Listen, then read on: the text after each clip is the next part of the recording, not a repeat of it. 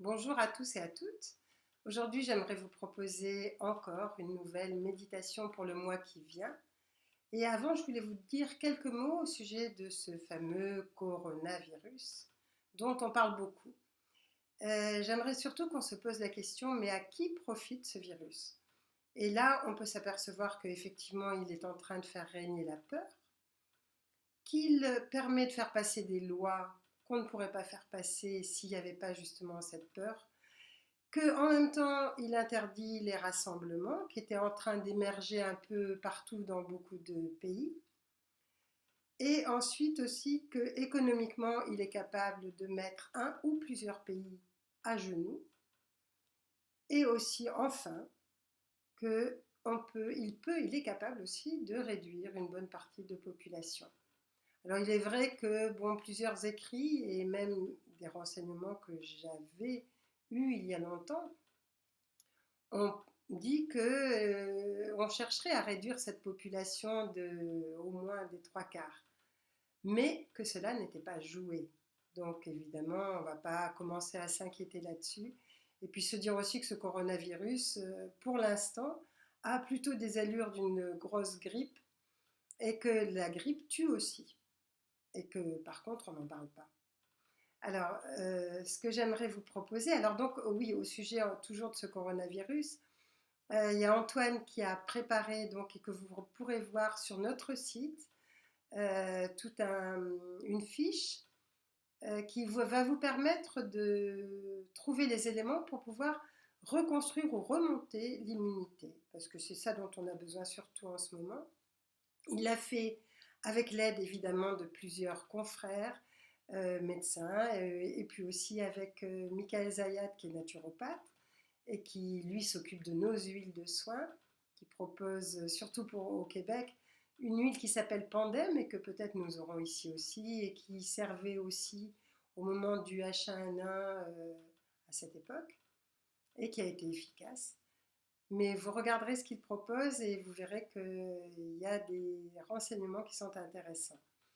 Alors maintenant, au sujet de moi, ce que je voudrais vous proposer comme type de méditation, c'est une méditation qui peut-être ne va pas vous paraître facile, mais si vous réussissez à la faire, je pense que ça va apporter, et je suis sûre que ça va apporter une grande onde de lumière sur la Terre.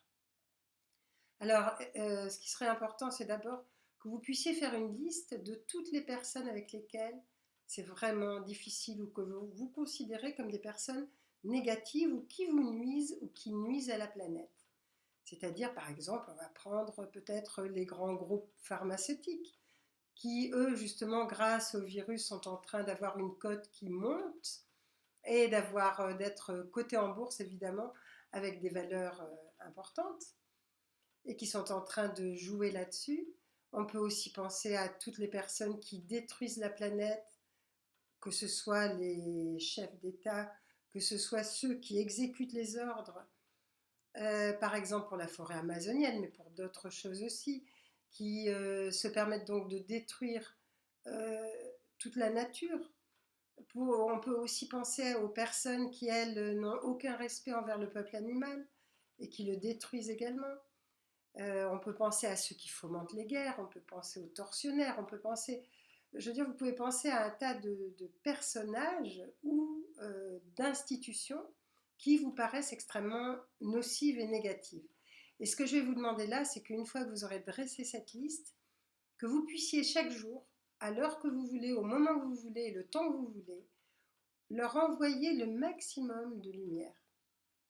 Et ça veut dire que effectivement, cette lumière peut changer complètement les choses.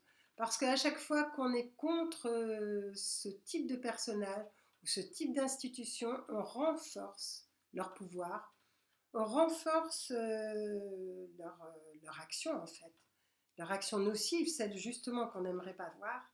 Alors que si vous allez envoyer de la lumière, ou si vous envoyez régulièrement de la lumière, vous allez voir que quelque chose va complètement changer et qu'une lumière peut aussi complètement les entourer et atténuer leur action. Et il faut bien penser que si ces personnages existent, si ces institutions existent, c'est aussi parce que nous leur donnons régulièrement la main. Donc ce ne sont pas juste d'un côté les bons, de l'autre les méchants, mais simplement des êtres ou des institutions qui en même temps travaillent pour eux, évidemment, ne travaillent pas pour la planète, mais à qui on peut aussi envoyer de la lumière. Alors je conçois que ce ne soit pas très facile, mais c'est vraiment ce que j'ai envie de proposer et ce qui m'a été proposé aussi. Et je tenais aussi à vous remercier pour tous ceux qui ont médité et ce mois-ci et le mois précédent, parce que ça fait vraiment sur Terre une différence, même si on ne la voit pas pour l'instant concrètement. Voilà. Merci et puis bon courage alors.